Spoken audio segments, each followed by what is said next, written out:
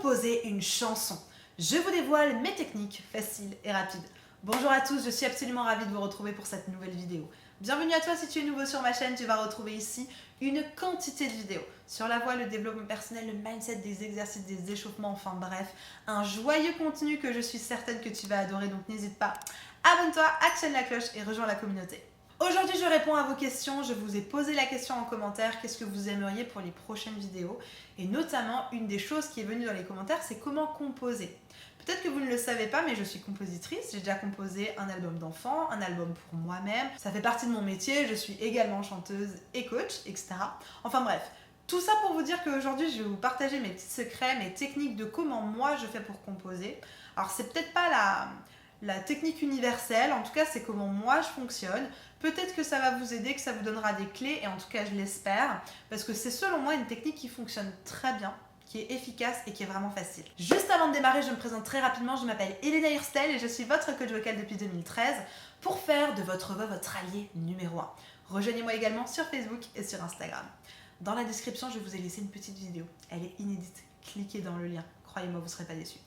Allez, c'est parti, on rentre dans le vif du sujet. Allez me chercher un papier, un stylo, parce que vous allez avoir besoin de noter les étapes exactement avec lesquelles aujourd'hui on va commencer à composer une chanson. Allez me chercher de quoi noter, c'est parti, on y va. La première chose, en tout cas la première chose avec laquelle moi je commence toujours par la musique. Je fais mes paroles ensuite. Alors parfois, j'ai un thème en tête avant, mais c'est très rare. La plupart du temps, je me pose sur mon piano, je regarde les accords qui me viennent et ça me permet ensuite, en fonction de l'ambiance, de choisir un thème. En fait, je suis très à l'instinct.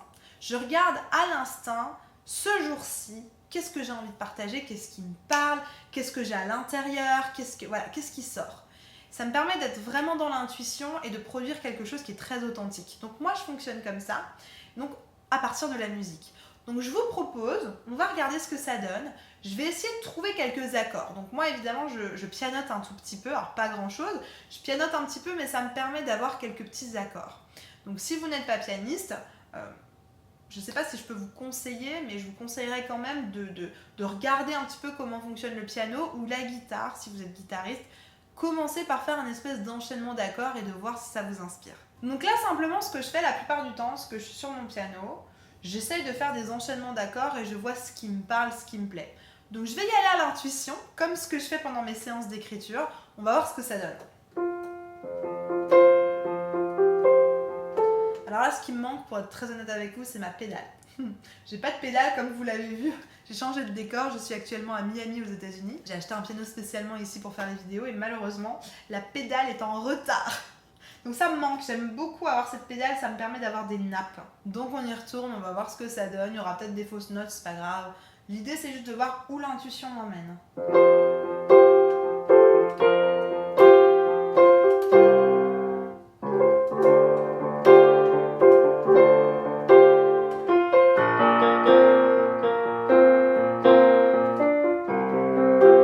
Pourquoi pas? Quelque chose d'assez basique là, hein. On est sur un enchaînement d'accords assez basique. Hein.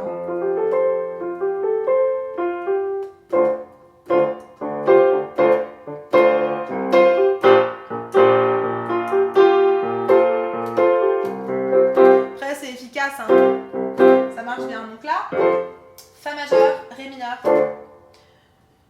Si bémol, Do. Assez simple. Hein.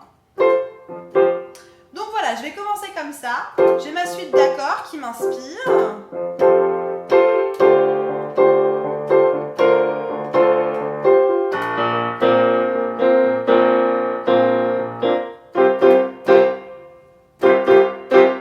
Ça me plaît bien.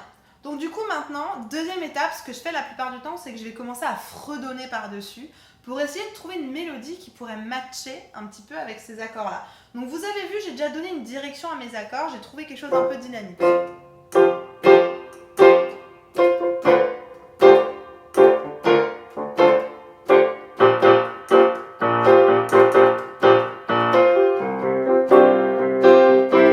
J'ai trouvé un truc un peu dynamique, donc ça c'est plutôt intéressant. Donc maintenant, je vais essayer de fredonner une mélodie par-dessus pour voir qu'est-ce qui pourrait matcher dessus. Encore une fois, je fais quelque chose de très simple dans cette vidéo YouTube pour que vous puissiez vraiment comprendre comment ça fonctionne. Hein. Donc on va essayer de voir, je vais fredonner, on va voir ce que ça donne.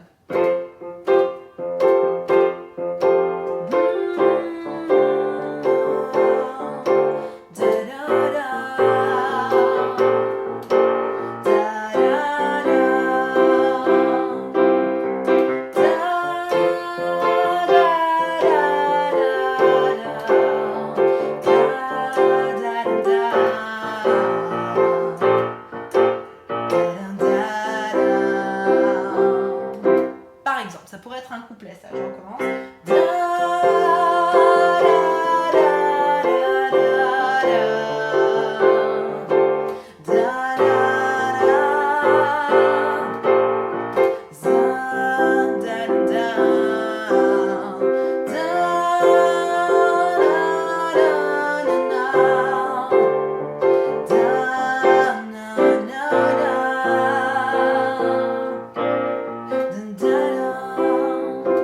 Par exemple, c'est un truc, ça vient de sortir de ma tête. Hein. Donc je vous conseille, une fois que vous en arrivez à cet endroit-là, moi j'ai toujours mon dictaphone de disponible. Mon dictaphone, il est toujours prêt, et quand j'ai quelque chose d'à peu près abouti, j'enregistre. Donc là, ça tombe bien, j'ai la vidéo qui tourne. Mais voilà, d'habitude, j'ai toujours mon dictaphone, clac, et je vais tout de suite enregistrer pour me souvenir de ce que j'ai fait. Parce que comme j'ai des idées comme ça tous les matins, sinon je me souviens plus. Ensuite, quand vous êtes arrivé ici, il faut savoir où est-ce que vous voulez faire évoluer votre chanson. Là, par exemple, moi, je sens que j'ai envie de faire une transition vers un refrain. On pourrait appeler ça un pré-refrain. Voilà, je sens que j'ai envie d'amener ça ailleurs pour ensuite avoir mon refrain. Donc si je reprends, donc on aurait... Et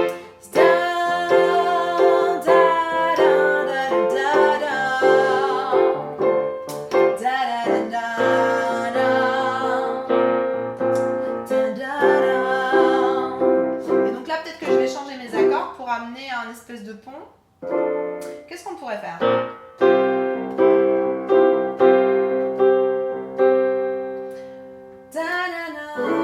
Et là souvent, c'est ma mélodie qui prend le dessus et il y a les accords qu'il faut que je trouve.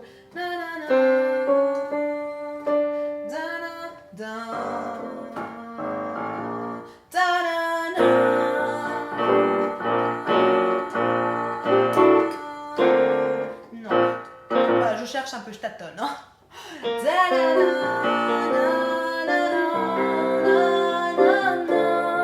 Par exemple.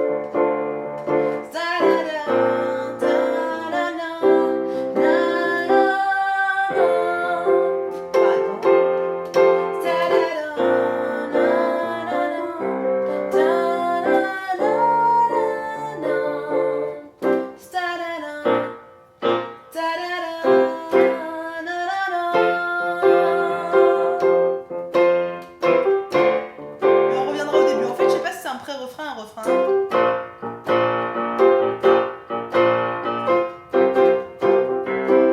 On revient à la première partie.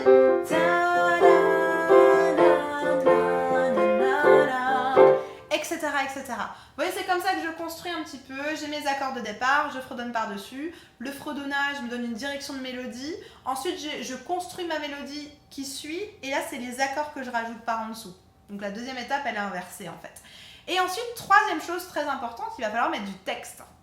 Et là, malheureusement, je ne suis pas la meilleure placée, je ne m'estime pas être une très bonne poète. Alors, j'ai écrit beaucoup de paroles, je ne m'estime vraiment pas être une très bonne